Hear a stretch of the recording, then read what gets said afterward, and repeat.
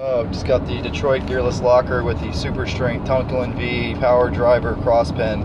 That's the name for this little guy, the little pin right there. But this is the Detroit gearless locker. These are like antiques, really rare. Got a good deal on one. This is for a 500 Foreman or a newer style Rancher 450 Foreman, or pretty much any of the newer Hondas that don't have a locker yet.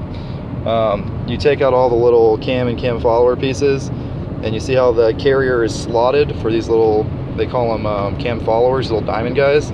These teeth on here slide into that part of the carrier, and this is the Detroit gearless locker. And I get a bunch of questions on these, so I'm gonna tell you how they work. This pin in here slides in between these two halves, and these two halves are tapered like this. See that taper? So when one of the axles has torque on it, let me get this back together so I can show you.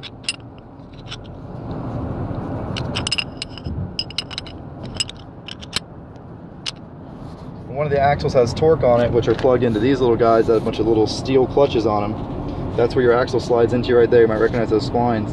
When that gets torque on it, it tries to twist this piece right here, and when it twists it, it binds up against the pin, and because there's a taper, see the little taper in there, the diamond, it pushes this basically this is a side gear like you'd have a differential, pushes the side gear up, locking these clutches. And when those clutches lock, that means that the axle is locked in there, which is locked to the inner clutches, which is locked to the outer clutches, which is locked to this side gear, which is locked to the carrier by this pin.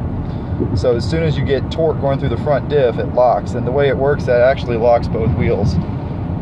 So in a regular four-wheel drive bike, it'd be locked in a lot of times, but it will unlock in corners and stuff like that to help you turn. But the reason these things are money is because they act like a spool when you're in four-wheel drive, and they act like you don't even have a front diff when you're in two-wheel drive. It's like a regular Honda that's two-wheel drive or four-wheel drive. When you're in two-wheel drive, you still have some resistance in the front. It's a limited slip differential, and it's torque sensitive with these little cam followers, but there is some resistance between the axles, so there is some steering effort. With this, when you're in two-wheel drive, you can't even tell that you have front CV axles. Everything is freewheeling. When there's no force on this, those clutches let it slide by real easy. It's got this friction modifier it comes with, some juice you put in there, and it makes the bike steer like it's got power steering. I wish I could find one for a 300. I was kind of hoping I could modify this for a 300, but it's actually, this piece is the same and a lot of other stuff is the same, but it is missing these sleeves. These sleeves are different on a 300, and I'm basing that off my memory of 15-year-old Christian having one, that those are not the same sleeves. So I might be able to get it some machine for a 300, but more than likely this is going to go in like a Rincon or something. Because if a Rincon with a locker would be a pretty bad bitch, right? Can-Am killer. But yeah, really neat lockers, Detroit gearless, and really cool. We're on the Rango ride. You can see the bikes back there on the way. 300's got a spool in it, and I'm really going to be wishing it had one of these after about 10 minutes, because these things are freaking money. Very cool. They do require machining though. This picture shows you right here.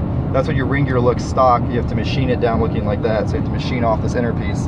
But I already have one of those ring gears somewhere, so I just gotta find it and put it all together. Very cool though. Very old school. Highlifter has discontinued these as well as the rebuild kits. So yeah, pretty rare find. But anyone's got one and they want to sell it to me, I like to collect these things because they're just so nice to touch.